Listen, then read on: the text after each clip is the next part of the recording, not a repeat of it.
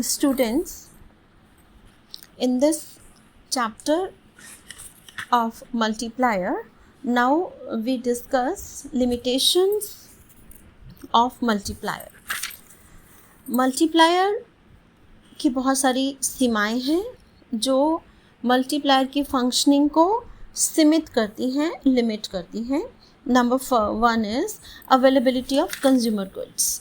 Multiplier की कुछ assumptions हैं जिनकी वजह से उसकी फंक्शनिंग लिमिट होती है. फॉर एग्जांपल हमारा फर्स्ट पॉइंट है अवेलेबिलिटी ऑफ कंज्यूमर गुड्स.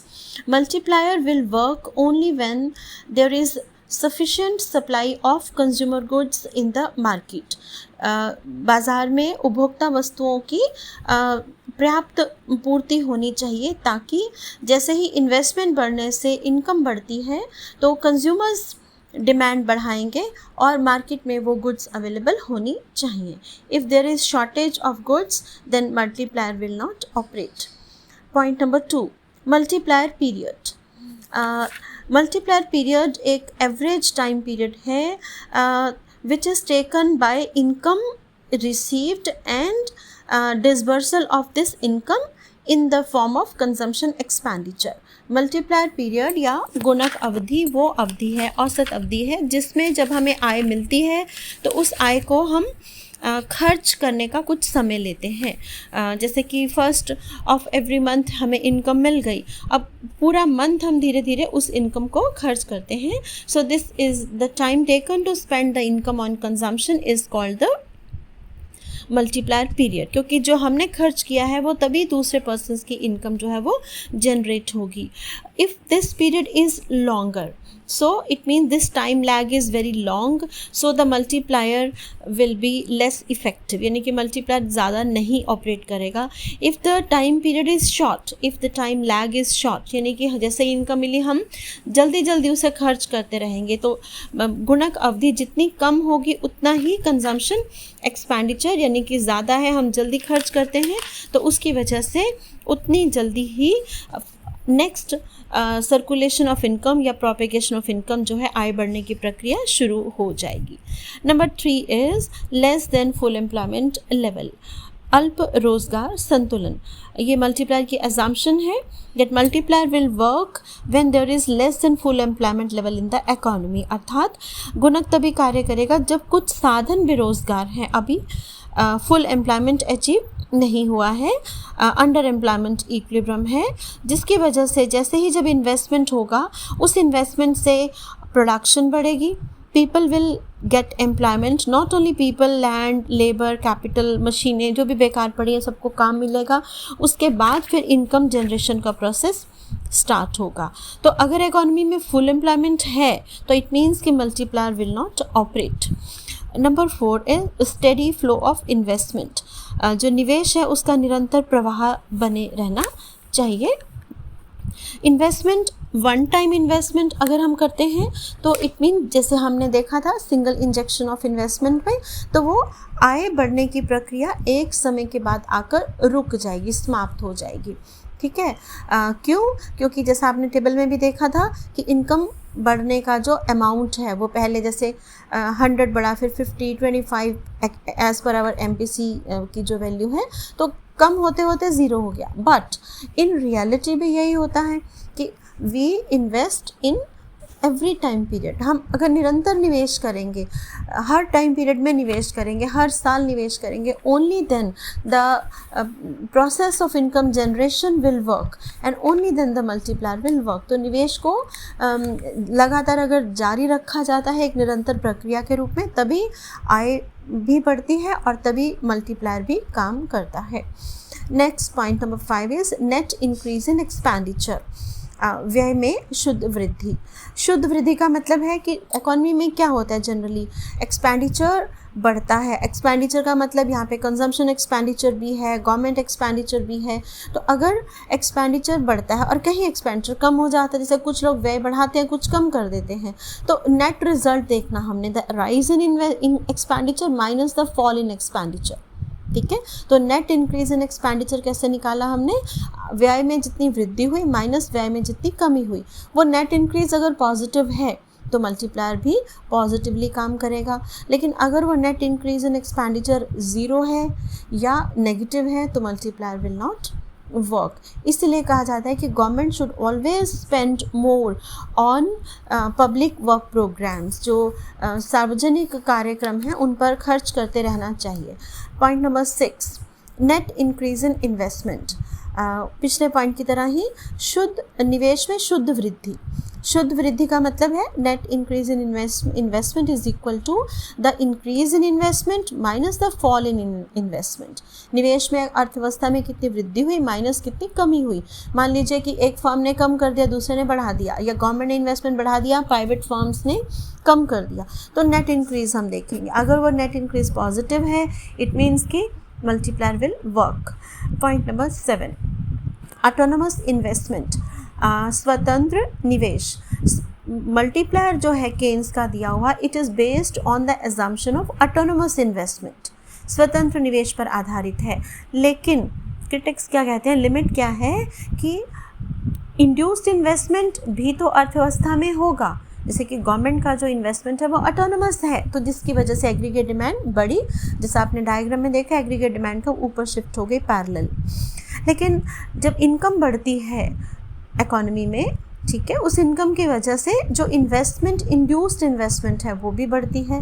उस इंड्यूस्ड इन्वेस्टमेंट की वजह से फिर आउटपुट बढ़ता है, प्रोडक्शन और कंजम्पशन बढ़ती है, फिर इनकम बढ़ती है। तो कहने का भाव ये है कि केन्जियन मल्टीप्लायर में केवल ऑटोनमस इन्वेस्टमेंट का मल्टीप्लायर प्रोसेस समझाया है। इंड्यूस्ड इन्वेस्टमेंट का जो मल्टीप्लायर प्रोसेस है उसके बारे में बात नहीं की। जैसे कि नेक्स्ट चैप्टर में हम देखेंगे कि हिक्स ने सुपर मल्टीप्लायर का वर्णन किया है। Point number 8, closed economy. Again बंद अर्थव्यवस्था, मल्टीप्लायर की एक अजम्पशन थी क्लोज्ड इकोनॉमी, अर्थात 2 सेक्टर मॉडल लिया था हमने, एग्रीगेट डिमांड इक्वल C+I, तो गवर्नमेंट का इंटरफेरेंस और फॉरेन एक्सपोर्ट इंपोर्ट को नहीं लिया था। लेकिन आज इकोनॉमी अगर ओपन इकोनॉमी है तो इट मीन्स कि इंपोर्ट पेमेंट्स की फॉर्म में इकोनॉमी से इनकम बाहर चली जाएगी, देश से परमानेंटली बाहर चली जाएगी, या अगर हम लोन लेते हैं तो उस लोन का जो रेट ऑफ इंटरेस्ट पेमेंट है वो भी बाहर चला जाएगा। तो इस तरीके से हमारी इकोनॉमी की MPC कम होगी और MPC कम होने से मल्टीप्लायर जो है वो कम होगा। Point number 9 is constant MPC। ये हमारी एजम्पशन थी अगेन कि स्थिर सीमांत उपभोग प्रवृत्ति। तो जैसे कि हमने कहा कि मल्टीप्लायर MPC की वैल्यू 1/2 है, तो हमने कैलकुलेट कर लिया कि मल्टीप्लायर जो है वो 2 होगा, ठीक है। या अगर MPC 3/4 है तो मल्टीप्लायर हमने कैलकुलेट कर लिया कि 4 होगा। तो इस तरीके से MPC हमने कांस्टेंट मान ली कि या 1/2 है या 3/4 है। लेकिन रियल लाइफ में MPC तो कॉन्स्टेंटली चेंज होगी। क्यों? बिकॉज जैसे जैसे इनकम बढ़ती है अलग अलग तरह के लोग जो हैं वो अलग अलग तरीके से खर्च करते हैं। तो if MPC is low the value of multiplier will be low. Next point number 10 is industrialised economy, औद्योगिक अर्थव्यवस्था। ये भी एक एजम्पशन थी कि जो देश है वो औद्योगिक अर्थव्यवस्था होनी चाहिए, क्योंकि in the industrialised economy multiplier will operate in an effective manner, वो प्रभावपूर्ण ढंग से काम करेगा। लेकिन वो इकोनॉमीज़ जो एग्रीकल्चरल इकोनॉमीज़ हैं, या अगर एग्रीकल्चर सेक्टर में इन्वेस्टमेंट की बात करें तो वहाँ पर मल्टीप्लायर इफेक्टिवली काम नहीं करेगा। क्यों नहीं करेगा? Because in the agriculture sector जो प्रोडक्शन है वो नेचर पे डिपेंड करती है, और इंडस्ट्रियल सेक्टर में जो है वो आपकी एक कंट्रोल्ड एनवायरनमेंट होता है, तो वो आपकी एंटरप्रेन्योर के हाथ में होती है। Next point is surplus capacity in consumer goods industries, उपभोक्ता वस्तुओं के उद्योगों में अधिक की क्षमता, फालतू उत्पादन क्षमता। ये हमने एजम्पशन ली थी कि जो कंज्यूमर गुड्स इंडस्ट्रीज़ हैं उन ऐसे उद्योगों में surplus capacity to produce more goods होनी चाहिए। क्यों? ये एजम्पशन हमने क्यों ली? सॉरी, क्योंकि जब इन्वेस्टमेंट बढ़ेगा तो हमें मालूम है कि इनकम बढ़ेगी, ठीक है। उस इनकम के बढ़ने से लोग खर्च करेंगे, there will be increase in consumption expenditure.